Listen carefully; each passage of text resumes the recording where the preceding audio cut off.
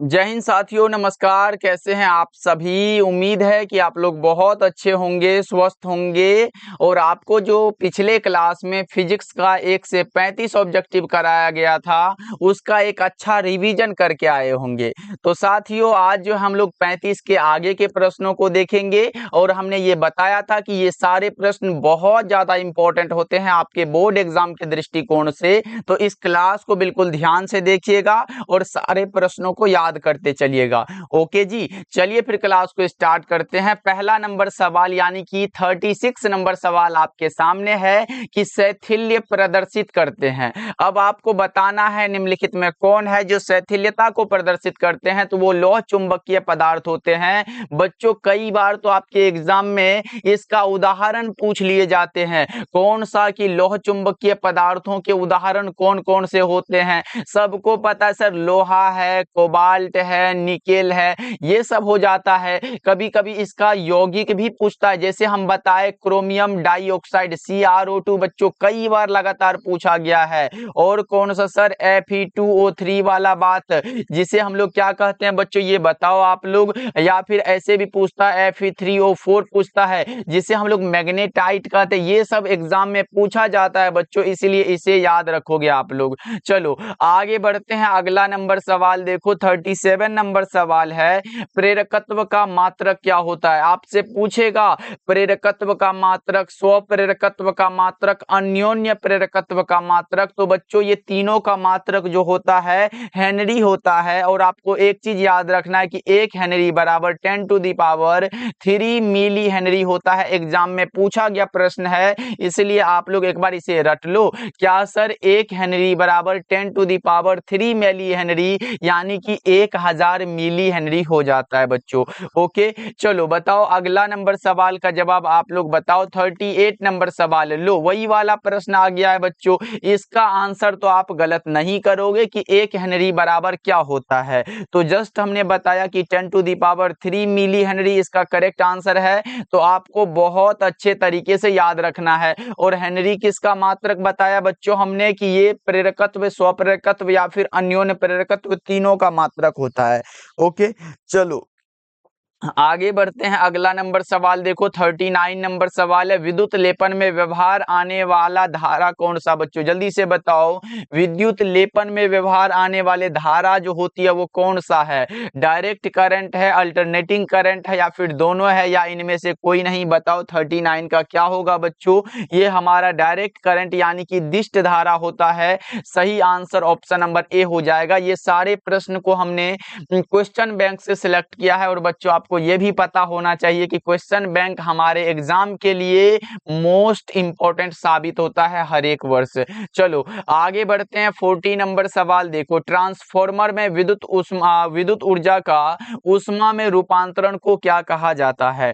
Transformer में पूछा गया है बच्चों, बताओ जल्दी से क्या होगा। इसे हम लोग ताम्र क्षय कहते हैं। क्या कहते हैं बच्चों, ताम्र क्षय कहते हैं। ऑप्शन नंबर ए आपका करेक्ट हो जाएगा। चलो अगला नंबर सवाल का जवाब बताओ, प्रतिबाधा का मात्रक क्या होता है। प्रतिबाधा का मात्रक क्या होगा, जल्दी से बताओ। आपसे एग्जाम में ऐसे करके अभी पूछ लेगा तो घबराना नहीं है। धारा के मार्ग में रुकावट को ही तो हम लोग प्रतिरोध कहते हैं। प्रतिरोध पूछेगा, या फिर आपसे क्या पूछेगा बच्चों, आपसे पूछेगा प्रतिघात, या फिर आपसे ये भी पूछेगा कि धारितीय प्रतिघात का मात्रक क्या होगा। धारितीय प्रतिघात का मात्रक बच्चों, ये सब अगर मिल रहा है तो आप चुपचाप से ओम लगाओगे। क्या लगाओगे बच्चों, ओम लगाओगे, जो कि करेक्ट हो जाएगा। हेनरी तो जस्ट हमने बताया किसका मात्रक है, एक बार कमेंट करो बच्चों। हेनरी मात्रक है स्वप्रेरकत्व का, अच्छे से समझो। वेबर किसका है, चुंबकीय फ्लक्स का। टेस्ला चुंबकीय प्रेरण का है ना बच्चों, याद रखना। चलो आगे बढ़ते हैं। प्रत्यावर्ती धारा निम्न में से कौन सा प्रभाव प्रदर्शित करती है। ऊष्मीय प्रभाव को यह प्रदर्शित करती है। प्रत्यावर्ती धारा ऊष्मीय प्रभाव को प्रदर्शित करती है। 42 का आपका करेक्ट आंसर बी हो जाएगा। चलो साथी ये इंपॉर्टेंट प्रश्न है, इसलिए सारे साथी एक बार क्लास को लाइक कर लीजिएगा, तब पढ़ाने में बिल्कुल मजा आ जाएगा बच्चों। एक बार सारे बच्चे क्लास को लाइक भी कर लीजिएगा। जितने बच्चे नए नए जुड़ रहे हो, डेली क्लास करना चाहते हो साथी, तो आप लोग सब्सक्राइब जरूर करिएगा। देखो, अपचाई ट्रांसफॉर्मर में कौन सी राशि घटती है, बताओ जल्दी से। एग्जाम तक में इतने सारे प्रश्न को करेंगे जो लिमिटेड हो, जो हमारे एग्जाम में उसी से छप जाए, बस उतना ही प्रश्न हम आपको करवाएंगे। इसलिए सारे साथी अभी से जुड़ के तैयारी कर सकते हो। अपचाई ट्रांसफॉर्मर में कौन सी राशि घटती है, वोल्टेज। कौन सी राशि बच्चों, वोल्टेज। राइट आंसर आपका बी हो जाएगा। चलो आगे बढ़ते हैं, अगला नंबर सवाल बताओ, दिष्ट धारा के लिए प्रेरणिक प्रतिघात क्या होता है, बताओ जल्दी से। दिष्ट धारा के लिए प्रेरणिक प्रतिघात जो होगा वो शून्य होता है। दिष्ट धारा के लिए प्रेरणिक प्रतिघात कितना है बच्चों, शून्य है। ऑप्शन ए आपका सही हो जाएगा। चलो जी आगे बढ़ते हैं, एक्स किरण क्या होता है, ये तो बड़ा आसान सा सवाल है सर। एक्स रेज पूछा गया आप लोगों से, बताओ जल्दी जल्दी से फटाफट से। तो ये सर विद्युत चुंबकीय तरंग है। ऑप्शन नंबर आपका डी बिल्कुल करेक्ट हो जाएगा। चलो आगे बढ़ते हैं, अगला नंबर सवाल देखो, इनमें कौन विद्युत क्षेत्र में विक्षेपित तो होता है। यहाँ पे अगर पूछता कि कौन विद्युत क्षेत्र में विक्षेपित नहीं होता, तो आंसर भी बदलता। अगर नहीं होने वाला होता तो गामा किरण लगाते, लेकिन होने वाला बात हुआ है तो कैथोड किरण आपका बिल्कुल सही जवाब हो जाएगा। ओके, चलो आगे बढ़ते हैं बच्चों, अगला नंबर सवाल है, दूर संचार के लिए उपयुक्त विकिरण कौन सा होता है। दूर संचार के लिए बच्चों उपयुक्त विकिरण का नाम माइक्रोवेव है। क्या नाम है, माइक्रोवेव्स होता है। 47 का आप क्या लगा रहे हो, ऑप्शन डी बिल्कुल करेक्ट हो जाएगा। चलो आगे बढ़ते हैं, बताओ जल्दी से, अवरक्त किरणों के अध्ययन के लिए जिस पदार्थ का प्रिज्म प्रयुक्त करते हैं, इससे हमने बताया था कि 1 से लेके 16 चैप्टर तक के सारे प्रश्नों को हमने इसमें कवर किया है। तो बच्चों ये घबराना नहीं है कि सर हमसे नहीं बन रहा है तो क्या होगा, क्या हमारा कम नंबर आएगा, नहीं बच्चों। ये आपको इस क्लास का मतलब ये है, आपको ये पता करना है कि क्या इस टाइप के प्रश्न आते हैं, तो आप उसी लेवल पे आप तैयारी भी कर पाओगे। इसलिए ये हमारा मकसद है कि आपको ये दिखाना है कि आप कितने ये सोच सकते हो कि ये हमारे प्रश्न कहाँ से आते हैं। देखो, अवरक्त किरणों के अध्ययन के लिए जिस ये पदार्थ का प्रिज्म प्रयुक्त करते हैं वो कौन सा होता है, ये हमारा हो जाता है कौन सा, जल्दी बता दो आप लोग। बहुत अच्छे, रॉक साल्ट होता है क्या, बिल्कुल। चलो आगे बढ़ते हैं, अगला नंबर सवाल देखो, कोहरे में फोटोग्राफी के लिए कौन सा प्रयुक्त होता है, तो ये अवरक्त किरण होता है क्या, एक बार बताओ जल्दी से। बिल्कुल सर, अवरक्त किरण ही होता है। चलो अगला बताओ, चुंबकीय क्षेत्र बी है, हमने क्या बताया था, ऐसे करके फाई बी हमेशा लिखते आ रहे हैं, मतलब ये क्या है, चुंबकीय क्षेत्र है। चुंबकीय क्षेत्र बी तथा विद्युतीय क्षेत्र ई है, तो इसका अनुपात क्या होता है, जल्दी से बताओ। इसका जो अनुपात होता है वो कौन सा, एम एस इनवर्स है बच्चों। ऑप्शन ए आपका करेक्ट है, ये आप याद रखना। चलो आगे बढ़ते हैं, अगला नंबर सवाल देखो, जब प्रकाश स्रोत और पर्दे के बीच की दूरी बढ़ा दिया जाए तो फ्रिंज की चौड़ाई भी सीधे रूप से बढ़ जाती है। क्या होती है, फ्रिंज की चौड़ाई भी बढ़ जाती है। 51 का आपका ऑप्शन ए हो जाएगा। चलो अगला नंबर सवाल देखो, प्रकाश एक अनुप्रस्थ तरंग है, बिल्कुल सर, ये तो सबको पता है और ये इंपॉर्टेंट लाइन है, हमारे एग्जाम में कई बार पूछा गया है। प्रकाश एक अनुप्रस्थ तरंग है क्योंकि यह क्या प्रदर्शित करता है, तो ये ध्रुवण को प्रदर्शित करता है, पोलराइजेशन को प्रदर्शित करता है, आपको बहुत अच्छे से याद रखना है। चलो आगे बढ़ते हैं, हीरा का अपवर्तनांक कितना होता है, ये तो आसान सा सवाल है। बिल्कुल सर, आसान ही है, 2.42 होता है। हीरा का अपवर्तनांक 2.42 होता है बच्चों। ऑप्शन नंबर सी आपका बिल्कुल करेक्ट हो जाएगा। अच्छा ये बताओ, हीरा का क्रांतिक कोण कितना होता है, क्रांतिक कोण कितने बच्चे बताओगे, जल्दी से बताओ। हीरा का क्रांतिक कोण कितना होता सर, 24.41 डिग्री होता है। ये तो आपको याद रखना है, हर हाल में याद रखना है, क्योंकि एग्जाम में ऐसे प्रश्न देखने को मिल जाते हैं बच्चों। ओके, चलो आगे बढ़ते हैं, अगला नंबर सवाल देखो, और याद रखना एक चीज कि हीरा का अपवर्तनांक सभी पदार्थों के अपवर्तनांक से अधिक है, यानी कि 2.42 से ज्यादा अपवर्तनांक किसी का नहीं है। तो बोलोगे सर ये किसका है? ए भैया ये किसी का नहीं है, आपको भटकाने के लिए, इससे ज्यादा नहीं होता, इससे ज्यादा नहीं हो सकता, हीरा के अलावा आगे कोई ऐसा नहीं है जिसका अपवर्तनांक ज्यादा हो। ओके चलो आगे बढ़ते हैं। समतल दर्पण की वक्रता त्रिज्या क्या होती है? समतल दर्पण की वक्रता त्रिज्या पूछा है आपसे, क्या होगा सर? अनंत होता है। चलो बताओ अगला नंबर सवाल का जवाब जल्दी से। ये रहा, किस कारण से वायु का बुलबुला पानी के अंदर चमकता दिखाई देता है? कौन सा कारण है ये आपको बताना है, जल्दी से बताओ कौन सा है सर? ये होता है TIR, यानी कि टोटल इंटरनल रिफ्लेक्शन के कारण, पूर्ण आंतरिक परावर्तन के कारण, यानी कि ऑप्शन सी आपका सही हो जाएगा। चलो अगला नंबर सवाल का जवाब बताओ। सारे बच्चा पार्टी आंसर को लगाते चलेंगे, हम तो लास्ट में पूछेंगे कितना सही कर पाए हो।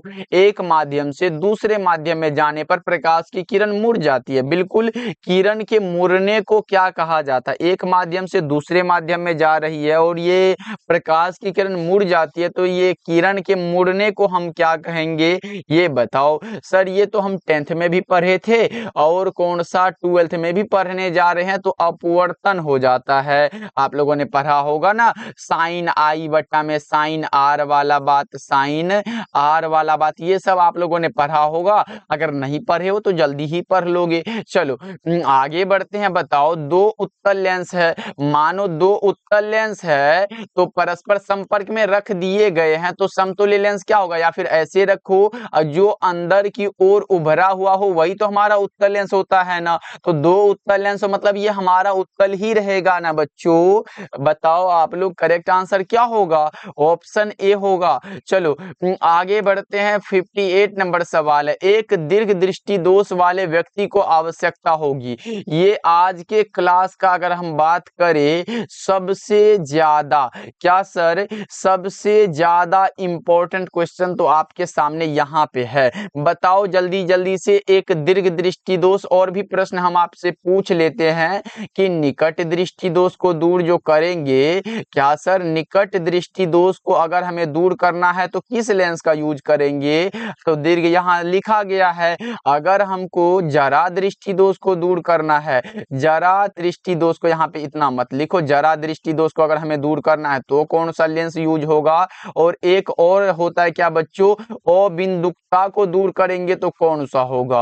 अबिंदुकता को अगर हमें दूर करना है तो कौन सा लेंस प्रयुक्त करेंगे? ये चार का जवाब अगर आप दे पा रहे हो तो इसका मतलब 1 नंबर के आप हकदार हो बच्चों, एग्जाम में सही हो जाएगा। क्योंकि यहां से 4 में से एक प्रश्न हमेशा के लिए एग्जाम में फिक्स है, मतलब आएगा ही। बताओ दीर्घ दृष्टि दोष है तो यहाँ तो आप लगा दोगे। पहले ये याद करो, अगर निकट दृष्टि दोष है तो इसे दूर करने के लिए अवतल लेंस का यूज होता है। जरा दृष्टि दोष में किस लेंस का बच्चों जल्दी से बताओ? जरा दृष्टि दोष में बाइफोकल लेंस का, किसका बच्चों? बाइफोकल लेंस का यूज होता है। और बिंदुकता को दूर करने के लिए सर बेलनाकार लेंस का यूज होता है। और अगर याद हो तो दूर के लिए अगर बताए बच्चों, दूर वाला में तो दूर के लिए उत्तल लेंस का यूज होता है, ये आपको याद रखना है। बताओ दूर दृष्टि दोष है तो आपका सही आंसर ऑप्शन ए हो जाएगा। तो क्या बच्चा पार्टी एकदम पूरे लगा रहे हो आंसर? और इसको एक बार पढ़ लो। निकट दृष्टि दोष अवतल लेंस, जरा दृष्टि दोष बाइफोकल लेंस, अबिंदुकता बेलनाकार लेंस, दूर दृष्टि दोष उत्तल लेंस। ओके चलो बताओ अगला नंबर सवाल आपके सामने ये रहा। बताओ निम्नलिखित में किस भौतिक राशि का पुनर्वितरण प्रकाश का व्यतिकरण होता है? बताओ जल्दी से, निम्नलिखित में किस भौतिक राशि का पुनर्वितरण प्रकाश का व्यतिकरण होता है? तो सबको पता होना चाहिए कि सर वो तीव्रता होता है, इंटेंसिटी होता है। सही आंसर आपका बी हो जाएगा। चलो अगला नंबर सवाल बताओ फोटोन की ऊर्जा क्या होती है? पहले तो ये बताओ फोटोन का द्रव्यमान कितना होता है? द्रव्यमान बताओ बच्चा पार्टी जल्दी से। फोटोन फोटोन का सर द्रव्यमान जो होता है ना वो शून्य होता है। कितना होता है? शून्य होता है। चलो अब ये बात छोड़ो, बताओ फोटोन की ऊर्जा क्या होती है? तो आप लोगों ने पढ़ा है सर E बराबर क्या होता है? एच न्यू पढ़ा है, तो यहाँ तो सूत्र ही सीधा दिया गया, तो सही आंसर क्या होगा? ऑप्शन नंबर ए करेक्ट हो जाएगा। सिंपल सा क्वेश्चन है और सिंपल सा इसका आंसर भी हो गया। चलो बताओ नाभिक की त्रिज्या की कोटि क्या होती है? जल्दी से बताओ नाभिक की त्रिज्या की कोटि क्या है? सबको पता है, आसान सा सवाल है सर, 10⁻⁻15 मीटर होती है। करेक्ट आंसर आपका ऑप्शन नंबर बी हो जाएगा। तो ये बताओ कि एक एंगस्ट्रम बराबर कितना मीटर होता है? ये बताओ जल्दी से। तो आप बोलोगे सर 10⁻10 मीटर होता है। ये आप याद रखना क्योंकि एग्जाम में आया हुआ प्रश्न है बच्चों। अच्छा 10⁻10 को क्या कहते हैं ये आप लोग बताओगे क्या? जल्दी से बताओ क्या होगा इसका राइट आंसर? ये तो बता दिए सर, नाभिक का आकार है, नाभिक की त्रिज्या ये हम बता दिए। तो क्या आप हमें ये बताओगे कि 10⁻10 को क्या कहते हैं? तो ये तो हम भैया होमवर्क के लिए दे रहे हैं कि 10⁻10 को क्या कहते हैं। ये तो बता दिए एंगस्ट्रम है, लेकिन ये भी किसी का आकार है जो आप बताओगे। चलो आगे बढ़ते, परमाणु का आकार है क्या? जो भी है आप कमेंट करके बताओ। देखो नाभिकीय अभिक्रिया में संरक्षित कौन रहता है? कुल आवेश भी संरक्षित है, रेखीय संवेग भी, कोणीय संवेग भी, इनमें से सभी। ऑप्शन नंबर डी आपका करेक्ट हो जाएगा। चलो आगे बढ़ते हैं, 63 नंबर सवाल है, ट्रांजिस्टर के प्रवर्धन गुणांक की क्या इकाई होती है? ट्रांजिस्टर के प्रवर्धन गुणांक की इकाई, देखो अगर वोल्ट के बारे में बोले तो सर ये विभव का मात्रक है, ये नहीं होने वाला है। एम्पियर की बात करें तो ये धारा का मात्रक है, ये भी नहीं होने वाला है। ओम की बात करें तो ये प्रतिरोध का मात्रक है, ये भी नहीं होने वाला सर, इनमें से कोई नहीं जो इनकी इकाई है। और ऐसे भी बात करें तो ये क्या है सर? ये मात्रक विहीन है, मात्रक विहीन यानी कि यूनिट लेस है सर, इसीलिए इसका कोई मात्रक नहीं है। चलो आगे बढ़ते हैं, किसी अर्धचालक का तापमान गुणांक का मान क्या होता है? किसी भी अर्धचालक के तापमान गुणांक का मान हमेशा ऋणात्मक में होता है। किस में होता है बच्चों? ऋणात्मक में होता है। ऑप्शन नंबर कौन सा होगा सर? ऑप्शन बी हो जाएगा। ओके चलो, ओके ओके चलो आगे बढ़ते हैं, अगला नंबर सवाल का जवाब बताना आप लोग क्या होगा इसका राइट आंसर। प्रश्न है आपके ये रहा, बताओ निम्न में से कौन सा तर्क द्वार सार्वजनिक तर्क द्वार है? सार्वजनिक तर्क द्वार आप लोगों ने पढ़ा है ना, निम्न में कौन यूनिवर्सल ब्लड है, उसी प्रकार से यहाँ पे सार्वजनिक तर्क द्वार पूछा है आपसे, जो कि हम उसे नैंड गेट को कहते हैं। क्या कहते हैं सर? नैंड गेट को हम लोग सार्वजनिक तर्क द्वार कहते हैं। अच्छा ये बताओ मूल गेट कौन कौन से एग्जाम में पूछा गया है? मूल गेट कौन कौन से हैं बच्चों, बताओगे क्या सर? एक होता है एंड होता है, उसके बाद और होता है, और एंड और उसके बाद नोट होता है। ये तीन ही है जिसे हम लोग क्या कहते हैं सर? बेसिक गेट कहते हैं। ये आपको याद रखना है, इसे हम लोग बेसिक गेट, मूल गेट कहते हैं, और ये तीन गेट से ही मिलकर सारे गेट बनते हैं। अच्छा सर इनके लिए व्यंजक क्या होता है? a इंटू बी बराबर y होता है सर। और के लिए क्या होता है? a प्लस बी बराबर y होता है।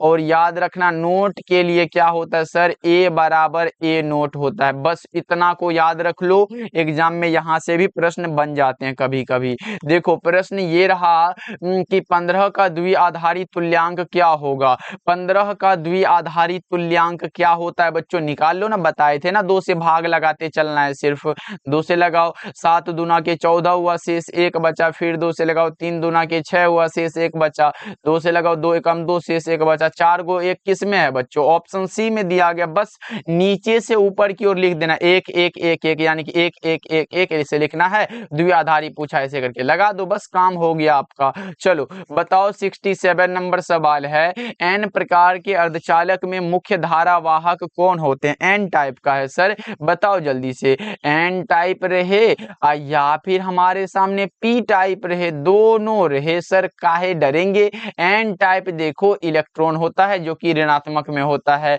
और ये देखो यहाँ पे इलेक्ट्रॉन भी लिख देते हैं ना, देखो यहाँ पे R होगा, यहाँ पे N होगा। 1 मिनट बच्चा पार्टी, 1 मिनट। यहाँ पे देखो इलेक्ट्रॉन भी लिख लो। उसके बाद P टाइप में क्या होता है सर, होल होता है, वीवर भी कहते हैं इसे। आप याद रखो, अगर N टाइप है तो मुख्य धारा वाहक इलेक्ट्रॉन होंगे, लेकिन याद रहे अगर N टाइप में बहुसंख्यक पूछे तो इलेक्ट्रॉन लगाना, अगर अल्पसंख्यक पूछे तो आपको होल लगाना है। क्या लगाना है, N में अल्प पूछे तो होल लगाना है, अगर P में सबसे ज्यादा यानी कि बहुसंख्यक पूछे तो होल लगा देना है, और अगर अल्पसंख्यक पूछे तो इलेक्ट्रॉन लगाना है। क्या लगाना है बच्चों, इलेक्ट्रॉन लगाना है। इतना को आप याद रखना, एग्जाम में यहां से प्रश्न आता है, अब की बार भी आया हुआ है। चलो, मॉड्यूलन कितने प्रकार के होते हैं ये तो सबको पता है। एक सर आयाम मॉड्यूलन है, दूसरा आवृत्ति मॉड्यूलन है, तीसरा कला मॉड्यूलन है।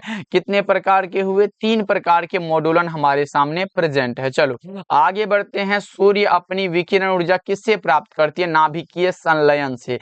नाभिकीय संलयन से, ऑप्शन डी आपका सही होगा। और आज के क्लास का लास्ट सवाल जो कि आपके सामने है, इंपॉर्टेंट प्रश्न है बच्चों, बताओ जल्दी से, प्रकाश वर्ष किस भौतिक राशि का मात्रक है, जल्दी से बताओ आप लोग, प्रकाश वर्ष किस भौतिक राशि का मात्रक है, बताओ जल्दी से। सर ये दूरी का मात्रक है, दूरी का मात्रक। अच्छा, दूरी का सबसे बड़ा मात्रक क्या होता है, सबसे बड़ा मात्रक कोई बच्चे बताओगे क्या। सर दूरी का सबसे अगर बड़ा मात्रक पूछे ना तो पारसेक लगाते हैं। क्या लगाते हैं, पारसेक लगाते हैं। अच्छा ये सब छोड़ो, आप ये बताओ प्रकाश वर्ष का मान कितना होता है, ये बताओ जल्दी से। सर ये होता है, पहले तो ये जान लो कि एक वर्ष में प्रकाश के द्वारा निर्वात में तय की गई दूरी को ही प्रकाश वर्ष कहते हैं। और एक वर्ष में यानी कि सर एक वर्ष में कितना दूरी तय करते हैं, तो 9.46 गुना 10⁻15 मीटर। ये आपको याद रखना है, पूछेगा आपसे तो आप लगाओगे। ओके बच्चों। अच्छा प्रकाश की चाल क्या होती है, सबको पता सर 3 गुना 10⁸ मीटर पर सेकेंड है। ये तो आपको पता है ना बच्चों, ये सब भी आपको याद रखना है। ओके चलो जी, अब हमारा क्लास कंप्लीट हुआ। ये हमने 70 का सीरीज लाया था जो कि 2 क्लास में हमने आपको करा दिया। पिछले क्लास को अगर नहीं देखे हो तो जाके देख लेना, उसमें 1 से 35 तक हमने कराया था, जो कि सारा इंपॉर्टेंट प्रश्न है, पहले ही हमने आपको बता दिया था बच्चों। ओके जी, चलो अब कमेंट कर दो कि आज का क्लास कैसा लगा, और आगे कौन सा सब्जेक्ट कम ये क्लास हुआ है वो भी बताते चलना, जिससे कि मैं वो भी क्लास पे ज्यादातर ध्यान देते चलूं। तो आप लोग कमेंट जरूर करिएगा साथी। ओके जी, क्लास को एक बार लाइक कर लीजिएगा। मिलते हैं फिर अगले क्लास में, सारे साथी ध्यान रखिएगा।